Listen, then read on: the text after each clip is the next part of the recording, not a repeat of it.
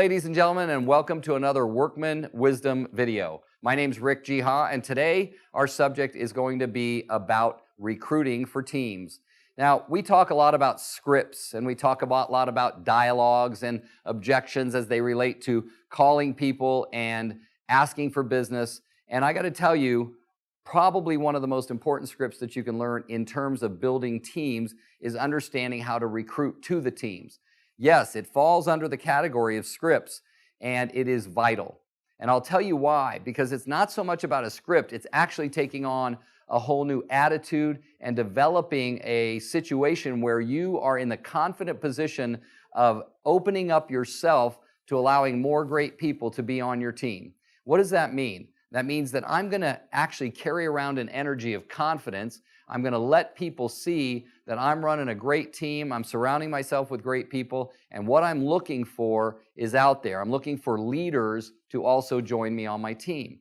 So I'm going to ask you that we've had a few of these Workman Wisdom videos where we've talked about leadership and understanding how you can be a leader of self.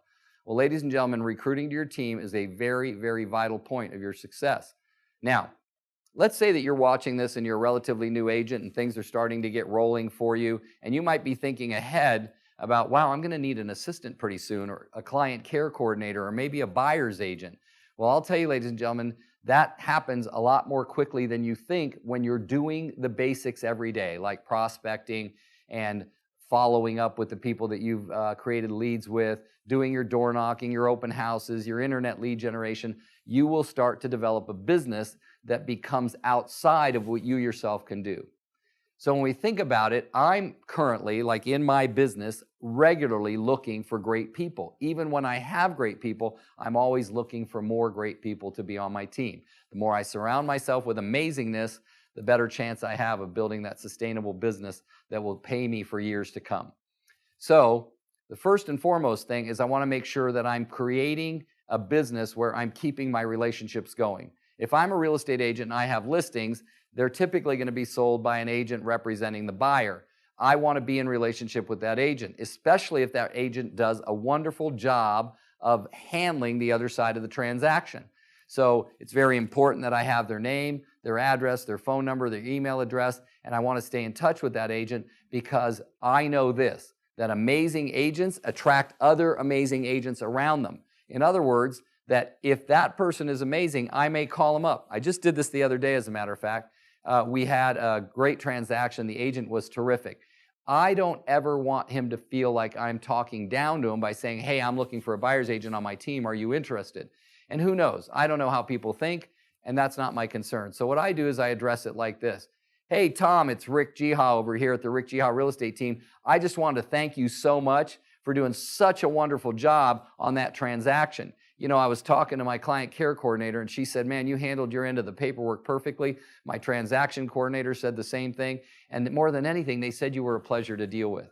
Listen, I'm looking for that kind of person on my team immediately. So I always say to myself, Tom, that people that are amazing attract other people. I was wondering, do you know of anybody in your circle of influence that is a lot like you that might be looking for an opportunity on a team that's growing dramatically? Now, think about the way I just asked that. Very sincere, very caring, and certainly authentic because he really did do a great job. I'm not going to fake that script. I'm not going to call an agent that actually was horrible on the other end of the transaction and ask him if he has other people like himself to join my team. I would end up being very sorry about that. So it's very important. The other thing I've done recently, too, to find great people to join my team is I look back at all of the transactions I did the year before, and I look at who maybe I didn't follow up with. And I look into there, I go, okay, here's Mary. Mary closed the transaction on Smith Street for me. I pick up the phone. Hey, Mary, it's Rick Jiha over here at the Rick Jiha Real Estate Team. Excited as heck to have an opportunity to talk to you. I wanted to ask you if there was a chance that I could meet you at a local Starbucks and thank you in person. I actually have a little gift for you for handling that transaction so well.